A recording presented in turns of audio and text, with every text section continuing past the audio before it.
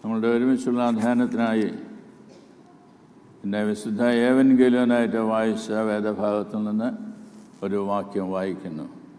വിശുദ്ധ മർക്കോസിൻ്റെ സുവിശേഷം 11-ാം അധ്യായം 17-ാമത്തെ വാക്യം. Verse 17 in the chapter 11 of the Gospel according to Saint Mark. എൻ്റെ ആലയം സകല ജാതികൾക്കും പ്രാർത്ഥനാലയം എന്ന് വിളിക്കപ്പെടും. My house will be called a house of prayer for all nations, but ye have made it a den of robbers.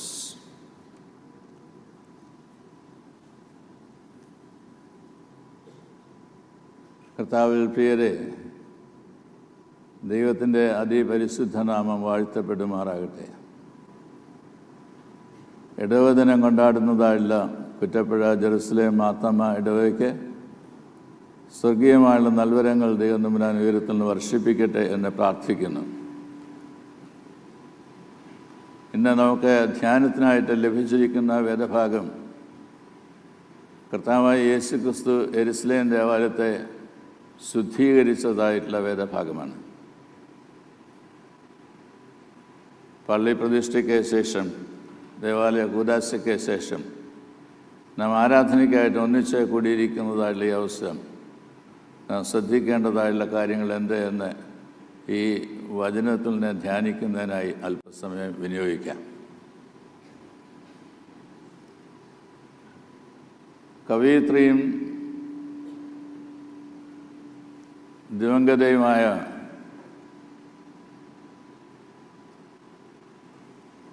നമുക്ക് പരിചയമുള്ളതായിട്ടുള്ള Sugathakumari teacher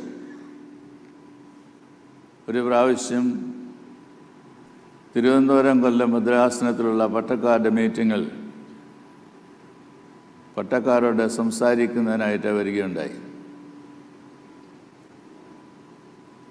അവർ പറഞ്ഞു, എനിക്ക് കർത്താവായ യേശുക്രിസ്തുവിനെ ഇഷ്ടമാണ്. യേശുക്രിസ്തുവിൻ്റെ പല ചിത്രങ്ങൾ ഞാൻ കണ്ടിട്ടുണ്ട്. മഡോണ കുഞ്ഞിനെയും കൊണ്ട് നിൽക്കുന്ന അമ്മ മറിയയുടെ ചിത്രം, ഗെത്സമനെ തോട്ടത്തിൽ പ്രാർത്ഥിക്കുന്നതായിട്ടുള്ള യേശുവിൻ്റെ ചിത്രം, ക്രൂശിതനായിട്ടുള്ള യേശുവിൻ്റെ ചിത്രം, ഇതെല്ലാം തന്നെ എനിക്ക് ഇഷ്ടമാണ്. എന്നാൽ എനിക്ക് ഏറ്റവും ഇഷ്ടമായിട്ടുള്ളത് യേശു ചാട്ടവാറെടുത്ത് ദേവാലയത്തെ ശുദ്ധീകരിച്ചതായിട്ടുള്ള വേളയെ ചിത്രീകരിക്കുന്നതായിട്ടുള്ള ചിത്രമാണ്. ചാട്ടവാറെടുത്ത് യേശു ദേവാലയത്തെ വിശുദ്ധീകരിക്കുന്നു. Jesus is turning over the tables and driving out the merchants from the temple precincts. യേശുവിൻ്റെ യെരുശലേമിലേക്കുള്ള പ്രവേശനം പ്രാധാന്യമറിയിക്കുന്ന ഒന്നായിട്ട് നാം കൊണ്ടാടാറുണ്ട്. ഒരുപക്ഷെ വിദൂര സ്ഥലങ്ങളിൽ നിന്നും ഗ്രാമപ്രദേശങ്ങളിലൊക്കെ വന്നു ചേർന്നതായുള്ള ജനം യേശുവിനെ ഹോശന്ന പാടി യെരുശലേമിലേക്ക് സ്വീകരിച്ചതായുള്ള അവസരത്തിൽ യേശു അവരോടൊന്നിച്ച് ദേവാലയത്തിൽ ആരാധിക്കുവാൻ പോയതും അവർ നിൽക്കുന്നതായുള്ള സ്ഥലത്തായിരിക്കും എന്ന് ഞാനങ്ങ് നിരൂപിക്കുകയാണ്. അങ്ങനെ യേശു ജാതികൾക്ക് ഒരുമിച്ച് കൂടി ആരാധിക്കുവാനായി ക്രമപ്പെടുത്തിയിരുന്ന പ്രാകാരത്തിൽ ചെന്ന അവസരത്തിൽ യേശുവിനെ കാണുവാനായിട്ട് സാധിക്കുന്നത് ഒരു ആരാധന അന്തരീക്ഷമല്ല.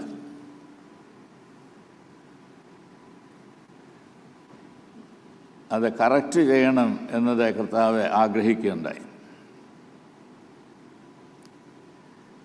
നിങ്ങളിന്ന് ആരാധനയ്ക്ക് വന്നിരിക്കുന്നതായുള്ള ഈ അവസരം നിങ്ങളുടെ അടുത്തിരിക്കുന്നതായുള്ള കുട്ടി ഏറെ നേരം കരയുകയും നിങ്ങളോട് വഴക്കിടുകയും ചെയ്യുന്നതായുള്ള അവസരത്തിൽ നിങ്ങൾക്കുണ്ടാവുന്നതായുള്ള റെസ്പോൺസ് എന്തായിരിക്കും?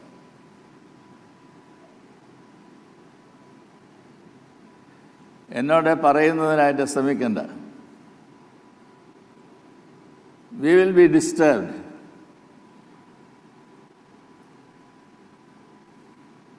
ഈ കുട്ടിയെ ഒന്ന് എടുത്ത് പുറത്തു കൊണ്ടുപോകാൻ ഒക്കുകയില്ലേ എന്നത് മനസ്സിൽ ചിന്തിക്കുന്നുണ്ടായിരിക്കാം. ഈ കുട്ടിയെ നോക്കുന്നതിനായിട്ട് ആരുമില്ലേ എന്ന് ചിന്തിക്കുന്നുണ്ടായിരിക്കാം. ഓർക്കണം, ദൈവത്തിൻ്റെ സാന്നിധ്യം അനുഭവിപ്പാൻ ദേവാലയത്തിൽ ചേർന്ന് വന്നിരിക്കുന്ന അവസരം നമ്മളുടെ സെൽഫിഷായിട്ടുള്ള ഇൻട്രസ്റ്റ് അതിന് വിഘാതമായിട്ട് തീരുകയാണ്.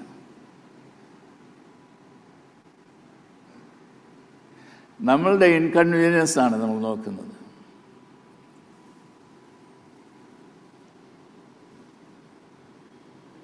എനിക്കിന്ന് സന്തോഷമുണ്ട് ഈ ദേവാലയത്തിൽ കുഞ്ഞുങ്ങൾ ആരാധനയിൽ സംബന്ധിക്കുന്നുണ്ട് എന്നത്. അവരും കൂടി സെലിബ്രേറ്റ് ചെയ്യേണ്ടതാണ് platinum jubilee of the parish. അവരും കൂടി ആദ്യത്തെ വിശുദ്ധ കുർബാന ശുശ്രൂഷയിൽ സംബന്ധിക്കേണ്ടതാണ്. And therefore I am very, very happy that they are here. എന്നാൽ ഇന്ന് ഈ ജന്മദിനത്തിനും വിവാഹ വാർഷികത്തിനും പിന്നെ പ്രത്യേക സ്തോത്രത്തിനുമൊക്കെ ആളുകൾ വന്നതുപോലെ നമ്മുടെ ഈ ദേവാലയത്തിലെ കുഞ്ഞുങ്ങൾക്കൊന്ന് മുമ്പോട്ട് വന്ന് ഇവിടെ മുട്ടുകുത്തുന്നതിനായിട്ടും വികാരിയച്ഛന്മാരെ തലയെ കൈവച്ച് പ്രാർത്ഥിക്കുന്നതിനായിട്ടും സാധിക്കുകയില്ലേ?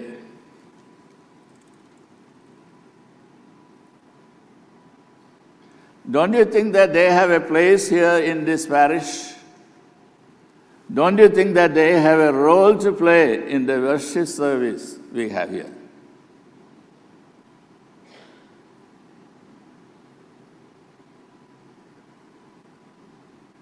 നമ്മുടെ ഏബ്രഹാം പൗലോസ് തിരുമേനി സൺഡേ സ്കൂളിൽ ചുമതലയിലിരിക്കുന്ന അവസരത്തിൽ ആവർത്തിച്ച് പറയുന്നതായിട്ടൊരു കാര്യമുണ്ട്: കുഞ്ഞുങ്ങളെ അവഗണിക്കരുത്. നിങ്ങൾ ഭക്ഷണത്തിനിരിക്കുന്നതായുള്ള അവസരത്തിൽ പോലും you give a seat for the child.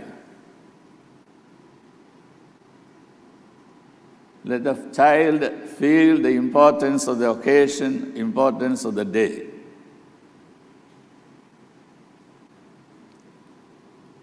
യേശു ദേവാലയത്തെ ശുദ്ധീകരിച്ചതിനെക്കുറിച്ചാണ് നാം ഈ വേദഭാഗത്തെ വായിച്ചത്. അവിടെ വരുന്നതായുള്ള ആളുകൾ ആരുടെയും സ്വരൂപമുള്ള നാണയങ്ങൾ സ്തോത്രകാഴ്ചയായിട്ടിടാനായിട്ട് അനുവാദമില്ല. അതുകൊണ്ട് ആ ദേവാലയത്തിൽ നൽകുന്നതായിട്ടുള്ള നാണയം കൈമാറി വാങ്ങി അത് വേണം ഇടാനായിട്ട്.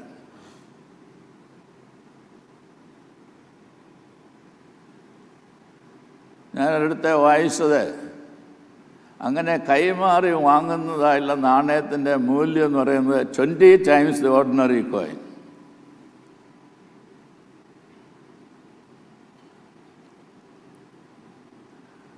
പാവപ്പെട്ടതായുള്ള ആളുകൾക്ക് എങ്ങനെയാണ് അത് വാങ്ങി സ്തോത്രകാഴ്ച ഇടുവാനായിട്ട് സാധിക്കുന്നത്?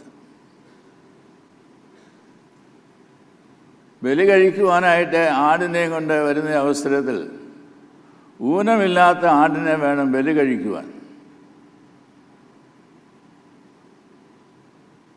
അവിടെയുള്ള മതപുരോഹിതന്മാരും മറ്റും നോക്കുമ്പോൾ ന്യൂനതയേ ഉള്ളൂ. അതുകൊണ്ട് കൊണ്ടുവരുന്ന എല്ലാ ആടിനെയും അവിടെ കൊടുത്തിട്ട് അവർ തരുന്നതായുള്ള ആടിനെ കൊണ്ടുപോയി ബലി കഴിക്കേണ്ടതായുള്ള ആവശ്യകതയുണ്ട്.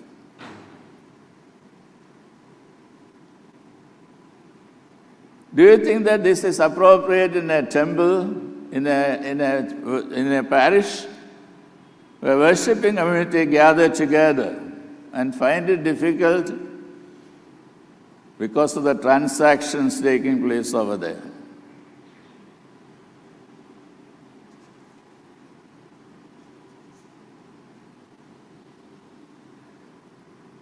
നമ്മളുടെ സെൽഫ് ഇൻട്രസ്റ്റ് എപ്പോൾ മറ്റുള്ളവരുടെ താല്പര്യങ്ങളെ മാനിക്കുന്നതായിട്ട് തീരുമോ, ആദരിക്കുന്നതായിട്ട് തീരുമോ, അവിടെയാണ് ദേവാലയ പരിസരത്തെ നമുക്ക് വിശുദ്ധിയുള്ളതായിട്ട് കാണാൻ സാധിക്കുന്നത്.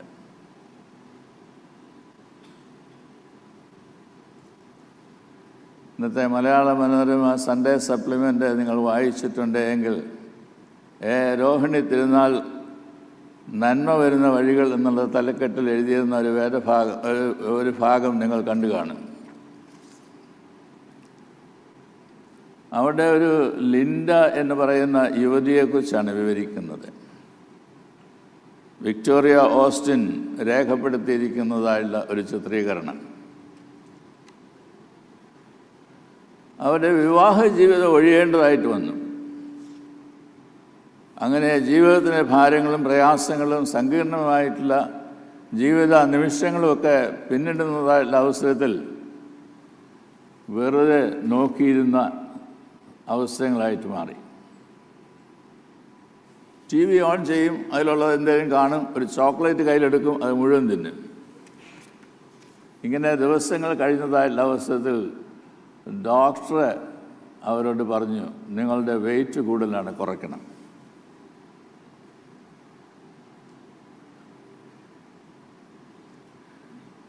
11.5 കിലോ കുറയ്ക്കണം എന്നത് അവരോട് പറഞ്ഞതായിട്ടുള്ള അവസരത്തിൽ അവർ കിണഞ്ഞ് പരിശ്രമിച്ചു, ഒട്ടും കുറഞ്ഞില്ല.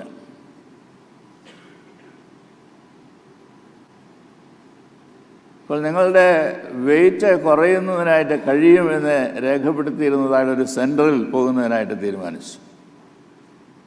അത് വൈകിട്ടാണ് അവിടെയുള്ള പരിശീലനമെല്ലാം തന്നെ. താൻ അവിടെ ചെന്ന് ഒരു സീറ്റിലിരുന്ന അവസരത്തിൽ തൻ്റെ അടുത്ത് വന്നിരുന്നതായിട്ടുള്ള മറ്റൊരു യുവതിയുണ്ട്. വന്നിരുന്നപ്പോൾ തന്നെ പരിചയപ്പെടുത്തിയ സംസാരം തുടങ്ങി, നിർത്താതെയുള്ള സംസാരം.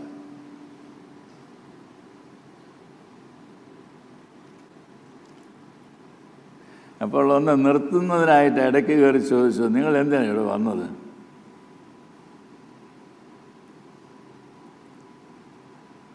അപ്പോൾ അവരുടെ ജീവചരിത്രമൊക്കെ പറയുന്നതിനായിട്ട് തുടങ്ങി. അവർ പറഞ്ഞു, എനിക്കൊരു കാർ ആക്സിഡൻ്റ് ഉണ്ടായി, എൻ്റെ കാല് നഷ്ടപ്പെട്ടു. എന്നാൽ ഈ കാല് നഷ്ടപ്പെട്ട് മുറിവേറ്റ് ആശുപത്രിയിൽ കിടക്കുകയും പിന്നെ റീഹാബിലിറ്റേഷന് വേണ്ടി ശ്രമിക്കുകയൊക്കെ ചെയ്തതായിട്ടുള്ള അവസരത്തിൽ എൻ്റെ വെയിറ്റ് കൂടി. ഇപ്പോൾ എനിക്ക് ആർട്ടിഫിഷ്യൽ ലിംബ് വെക്കുന്നതിനായിട്ട് സാധിക്കത്തില്ല, വെയിറ്റ് കുറച്ചേ സാധിക്കുള്ളൂ. അതിനാണ് ഞാൻ വന്നത്.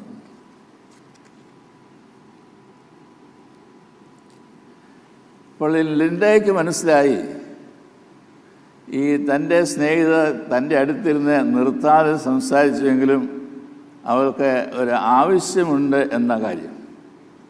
അതുകൊണ്ട് ലിൻഡ അവളുടെ ഫോൺ നമ്പർ കുറിച്ചെടുത്തു എന്ന് മാത്രമല്ല, നിരന്തരമായിട്ട് വിളിക്കുകയും നിരന്തരമായിട്ട് അവരെ സന്ദർശിക്കുകയും ചെയ്തു. എന്തിനാ? ഒന്ന് എഴുന്നേൽപ്പിച്ച് നടത്താനായിട്ട്, ഒന്ന് അടുത്തുള്ള കടയിൽ കൊണ്ടുപോകാനായിട്ട്, ഇങ്ങനെയൊക്കെ അവൾക്ക് വേണ്ടി അധ്വാനിക്കുന്ന വ്യക്തിയായിട്ട് മാറി.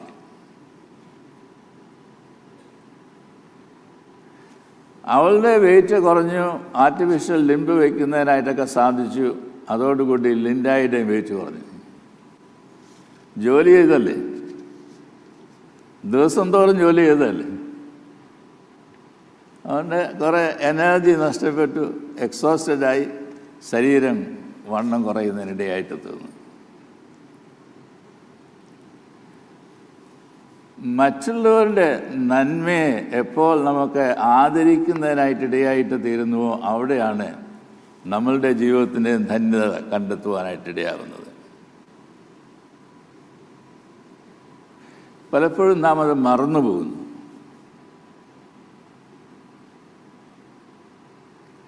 എനിക്കൊരു സന്തോഷവും കൂടിയുണ്ട്. ഒന്ന്, ഈ സ്തോത്രക്കാഴ്ച എടുത്തുകൊണ്ടിരുന്നതായുള്ള അവസരത്തിൽ പുറകിൽ ഏകദേശം ഒരു 10 പേരെ നിൽക്കുന്നുണ്ടായിരുന്നു. പുരുഷന്മാരുടെ ഭാഗത്ത്, സ്ത്രീകളുടെ ഭാഗത്തെല്ലാം അക്കോമഡേറ്റ് ചെയ്തു. ഒരു യുവതി അമിത്ഷയം കൊണ്ടൊക്കെ വന്ന് ഇവിടെ ഇരിക്കുന്നതൊക്കെ ഞാൻ കാണുകയുണ്ടായി. എവിടെ സീറ്റ് എന്നൊക്കെ കാണിച്ചു കൊടുത്തു.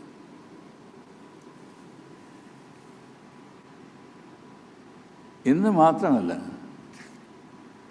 ഈ ദേവാലയ കൂദാശയ്ക്ക് ഞാൻ വന്നതായുള്ള അവസരവും ഞാനത് കാണുകയുണ്ടായി. നിങ്ങൾ പറയും ഔട്ട്സ്റ്റാൻഡിങ് മെമ്പേഴ്സാണെന്ന് പറയും.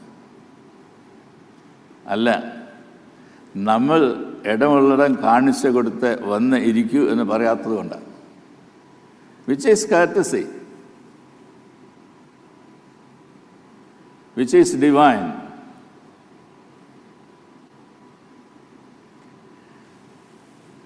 ഈ ദേവാലയത്തിൽ വന്നു ചേരുന്നത് നമ്മളുടെ ജീവിതത്തിലെ കുറവുകളെ കണ്ടെത്തുന്നതിനായിട്ടാണ്. ആ കുറവുകളെ നികത്തുന്നതിനാവശ്യമായുള്ള പരിഹാരവും കൂടെ കണ്ടെത്തുന്നതിനായിട്ടാണ്. രണ്ടും വേണം. ഇപ്പോൾ ഈ ദേവാലയത്തിൽ വന്ന് ചേർന്നതായുള്ള അനുഭവത്തിൽ നിന്ന് എങ്ങനെ വ്യത്യസ്തതയുള്ളവരായി നമുക്ക് ഈ ദേവാലയത്തിൽ പോകുന്നതിനായിട്ട് സാധിക്കും? ചോദിച്ചിട്ടുണ്ടോ നമ്മളോട്?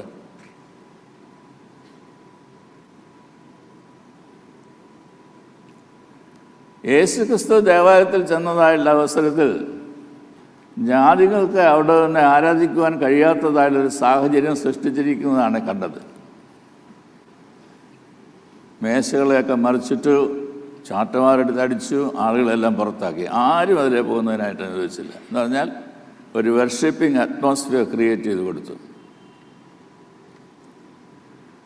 മറുവശത്തായിട്ട് അവിടെ ഒരു മാർക്കറ്റ് കൾച്ചറാണ് യേശു കാണുന്നതിന് ഇടയായിട്ട് തീർന്നത്.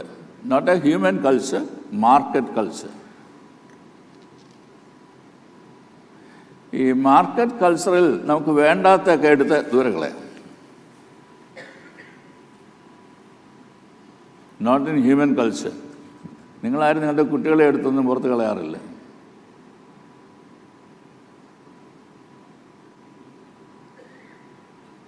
വേണ്ടാത്തതിനെ പുറത്ത് കളയാം.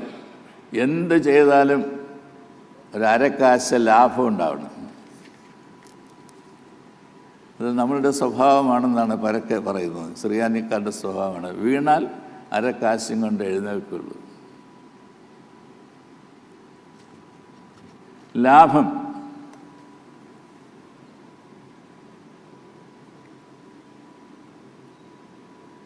ദേവാലയത്തിൽ ദൈവത്തെ ആരാധിക്കുന്നതിനായിട്ട് ചേർന്ന് വരുവാൻ സാധിക്കുന്നതല്ല, അന്തരീക്ഷം ക്രിയേറ്റ് ചെയ്യുന്നതിനായിട്ട് നമുക്ക് സാധിക്കണ്ടേ? ഒന്ന് രണ്ട് കാര്യങ്ങളുടെ പറഞ്ഞതിന് ശേഷം നിർത്തുവാനായിട്ട് പോവുകയാണ്. ഒന്ന്, ദേവാലയത്തെ ദേവാലയമാക്കി തീർക്കുന്നത് കൂട്ടായ്മയാണ്. Did you hear me? ദേവാലയത്തെ ദേവാലയമാക്കി തീർക്കുന്നത് കൂട്ടായ്മയാണ്. അടുത്ത ഭാഗത്തെ ശുശ്രൂഷയിൽ കയ്യസൂരിയുണ്ട്. നമ്മൾ തൊട്ടടുത്തിരിക്കുന്ന ആളിനെ കയ്യസൂരി കൊടുക്കലെന്നൊന്നും ഞാൻ പറഞ്ഞില്ല, കൊടുക്കും. എന്നാൽ നിങ്ങൾ ഇറങ്ങിപ്പോകുന്ന അവസ്ഥയിൽ ആർക്കാ നിങ്ങൾ കയ്യസൂരി കൊടുത്തത് എന്ന് ചോദിച്ചാൽ അറിയാൻ പാടില്ല.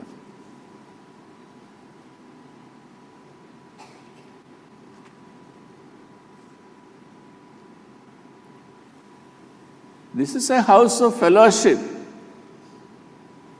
ദൈവവുമായുള്ള സംസർഗം അനുഭവിക്കുന്ന വിശുദ്ധ കുർബാന ശുശ്രൂഷ, അതിനാണ് ഏറ്റവും പ്രാധാന്യം നമ്മൾ കൊടുക്കുന്നത്. എന്നാൽ നമ്മൾ മറന്നു പോകുന്ന, നമ്മളുടെ അകന്നു പോകുന്നതായുള്ളൊരു സ്വഭാവം എന്താണെന്ന് ചോദിച്ചാൽ അന്യോന്യമുള്ള കൂട്ടായ്മ അനുഭവിക്കാറില്ല. എല്ലാവരും മനസ്സിലാക്കിയിരിക്കണം, കയ്യസൂരിക്ക് ശേഷമാണ് വിശുദ്ധ കുർബാന ശുശ്രൂഷയുടെ സെലിബ്രേറ്റ് ചെയ്യുന്നത്. അതിൻ്റെ ഭാഗവാക്കായിട്ടാണ് നാം തീരുന്നത്. അപ്പോൾ it's very very important that you understand the fellow beings within the parish, your friends.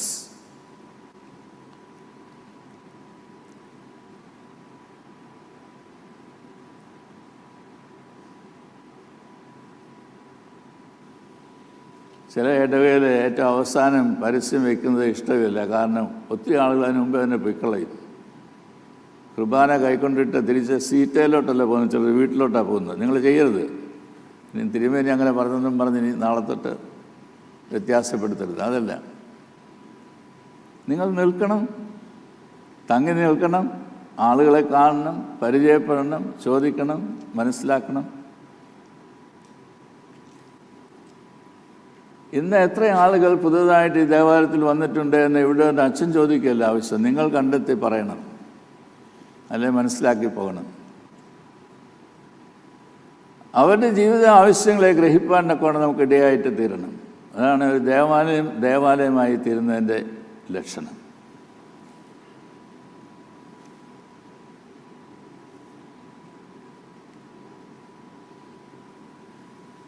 രണ്ടാമതായിട്ട്, ഒരു ദേവാലയമായിട്ട് തീരുന്നത് 3 കാര്യങ്ങളിലൂടെയാണ്.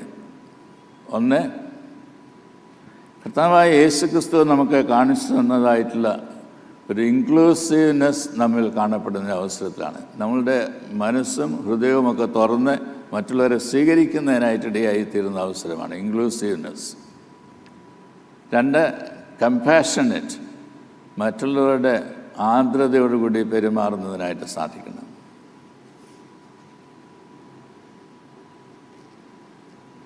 നിങ്ങൾ എന്നോട് വിദ്വേഷിക്കരുത്. ഞാൻ ദേവാലയ കുദാശയ്ക്ക് വന്നതായിട്ടുള്ള അവസരത്തിൽ ഈ വാതിക്കൽ നിറഞ്ഞു നിന്നതായിട്ടുള്ള ആളുകളെ കണ്ടിട്ടുണ്ട്.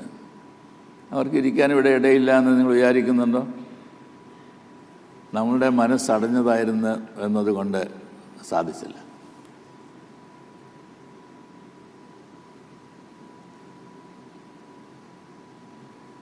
Be compassionate.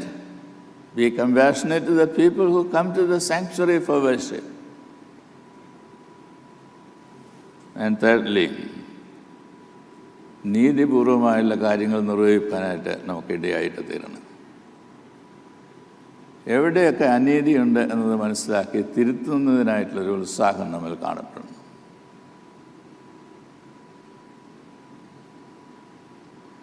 വളരെയധികം പ്രോഗ്രാമുകൾ പ്ലാറ്റിനം ജൂബിലിയോടനുബന്ധിച്ച് ഈ ഇടവയിൽ നടന്നു എന്നത് എനിക്കറിയാം.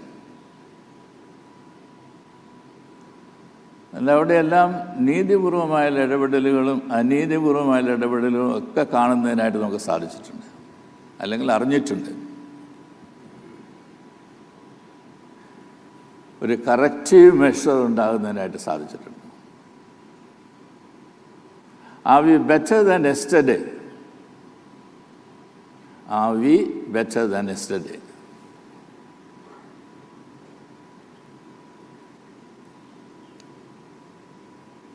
ദൈവത്തെ ആരാധിപ്പാൻ്റെ കൊണ്ട് മനോഹരമായുള്ള ദേവാലയവും അന്തരീക്ഷവും ഒക്കെ നമുക്ക് ലഭിച്ചിരിക്കുന്ന ഓർത്ത് ദൈവത്തിന് സ്തോത്രം അർപ്പിക്കാം. ഞാൻ ഈ പറഞ്ഞതായുള്ള കാര്യങ്ങൾ നമ്മുടെ മനസ്സിലിരിക്കട്ടെ. മറ്റുള്ളവരെ ആദരിക്കുവാൻ നമുക്കിടയായിട്ട് തീരുമ്പോഴാണ് ജീവിതത്തിന് ധന്യത കണ്ടെത്തുവാനായിട്ടിടയാകുന്നത്. തിങ്ങി നിറഞ്ഞതായുള്ളൊരു പുരുഷാരം ദേവാലയത്തിലുണ്ട് എന്ന് പറയുന്നതിലല്ല, അന്യോന്യമുള്ള കൂട്ടായ്മ ബലപ്പെടുന്നിടത്താണ് ദേവാലയ അനുഗ്രഹങ്ങൾ അനുഭവിക്കാനിടയാകുന്നത്.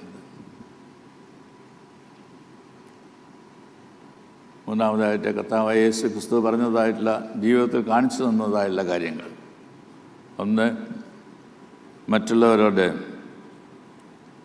അവരെ ഉൾക്കൊള്ളുവാൻ്റെ കൊണ്ട് ബി ഇൻക്ലൂസീവ്